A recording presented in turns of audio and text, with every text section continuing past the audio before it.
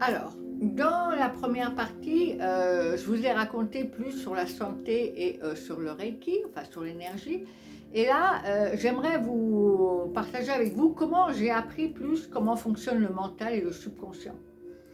Vers l'âge de 13 ans, mon fils voulait devenir professionnel de tennis.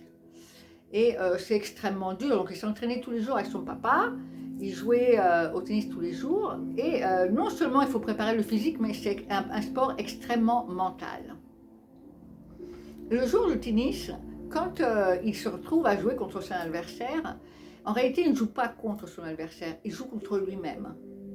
Être seul sur un terrain, à lancer la balle continuellement, il vaut mieux se concentrer sur chaque point, donc oublier ce qui s'est passé, être dans le moment présent et être au maximum de sa capacité à chaque point.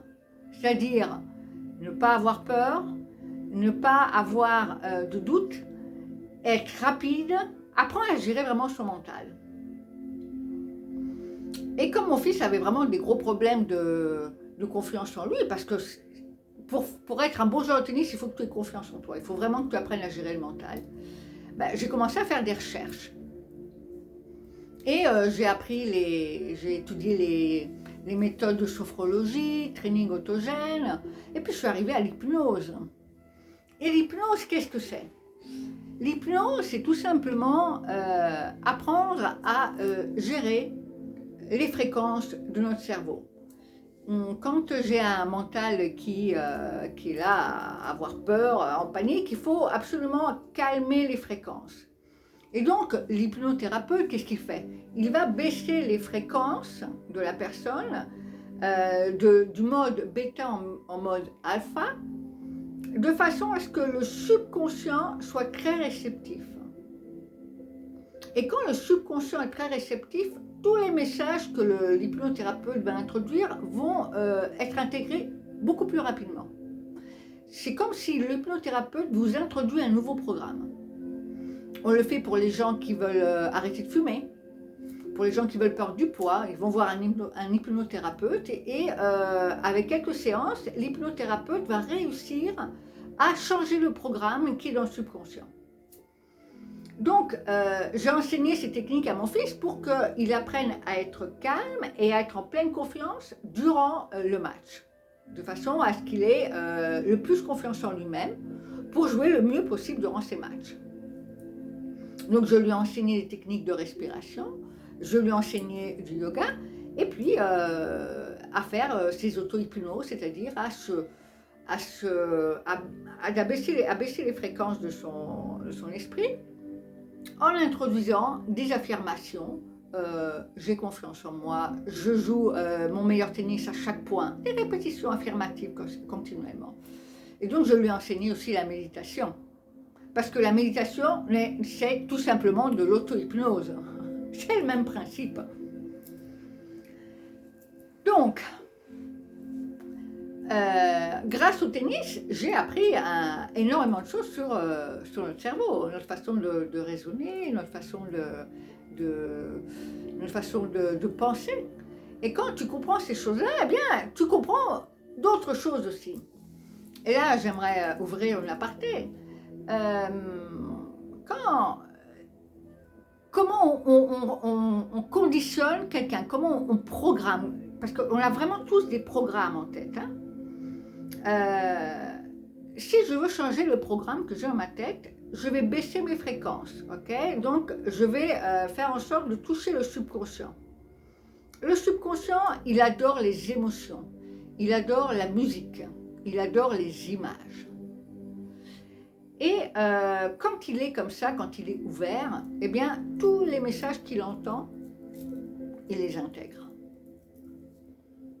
Donc, si moi je veux recevoir un nouveau programme, je vais mettre une petite musique, je vais visualiser les images que je veux et je vais sentir des émotions positives ou je me vois gagner le match, alors je suis content, ça me charge et puis là, je m'auto-suggestionne de façon à ce que quand je vais jouer le match, je vais me sentir en confiance comme si j'allais gagner, donc du coup, je suis au meilleur de moi-même, hein.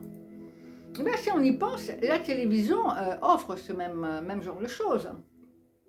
Quand tu regardes une publicité puis qu'ils mettent la musique à fond avec des belles images, waouh, le beau chocolat fondant, et puis tu entends la musique qui est tout le temps la même, et puis on te répète des messages. Ben, ce sont des programmes.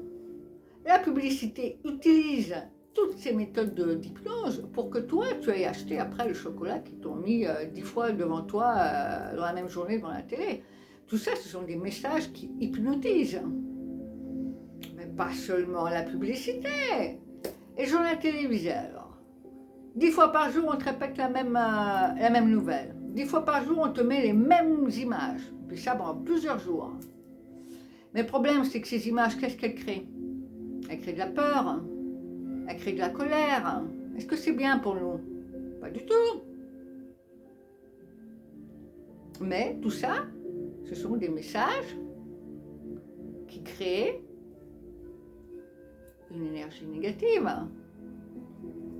Tout ça sont des messages qui hypnotisent.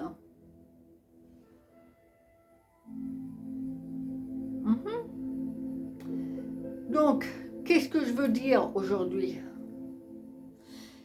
Nous avons des programmes installés. Il serait temps de choisir quel programme on veut installer en nous pour être en pleine forme, en pleine santé et heureux. Alors, arrêtons de voir ce qui se passe à l'extérieur, arrêtons de voir ce qui se passe à la télé. Mais voyons qu'est-ce qui se passe là. Là, il y a déjà des conflits. Parce que j'ai déjà des programmes installés qui me rappellent attention à ça, fais pas ci, fais pas ça. Si tu fais pas ça, il va se passer ça. Si tu n'as pas fait ci, il va faire. Ok? On a déjà des conflits en nous. Donc la première chose à faire, c'est trouver la paix. Trouver la paix, faire des exercices de respiration. Et puis, décider qui on veut être. Quelqu'un de positif, super. Si je veux être positif, qu'est-ce que je dois faire? Voir des images qui me font du bien.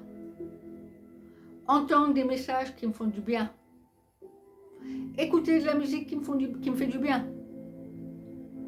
Faire des activités qui me font du bien.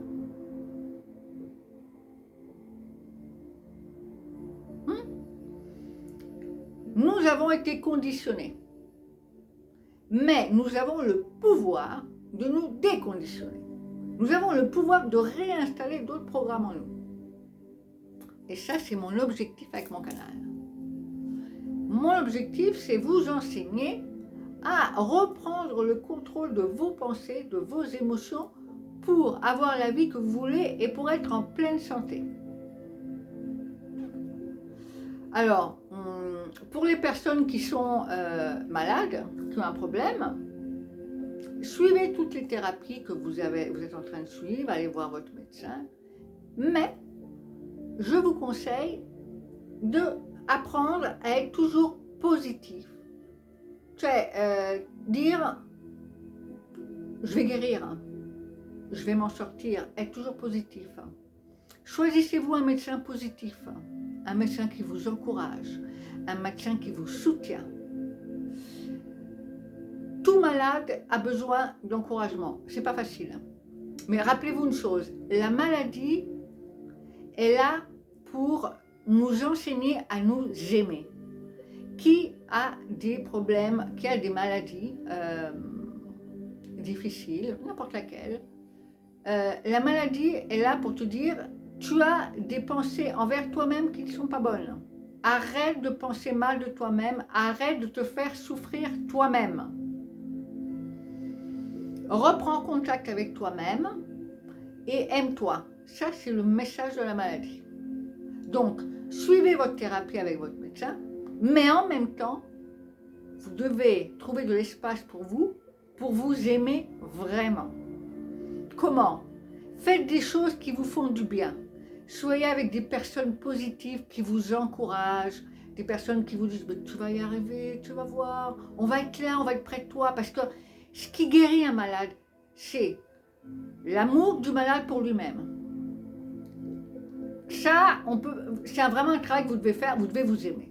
Ça, c'est la première chose essentielle. Un bon médecin, positif, qui est là et qui te soutient. les personnes autour du malade doivent être extrêmement positives, doivent donner énormément d'amour, énormément de soutien. La maladie est un moment difficile, mais qui peut être dépassé, qui doit être dépassé. C'est une expérience de la vie qu'on doit affronter comme un moment de transition où je vais apprendre plein de choses, mais je vais y arriver. Et je vais m'entourer de toutes les bonnes choses. Je vais écouter la musique qui me plaît, je vais recevoir les gens qui me plaisent. Je vais faire des activités qui me plaisent. Pour moi, un malade, il devrait aller se faire un bon petit voyage, un bon petit week-end et aller s'amuser quelque part, ou danser, chanter, faire des choses qui lui font du bien. C'est la joie et l'amour qui guérissent. C'est ça, la vraie thérapie qui fonctionne. L'amour et la joie.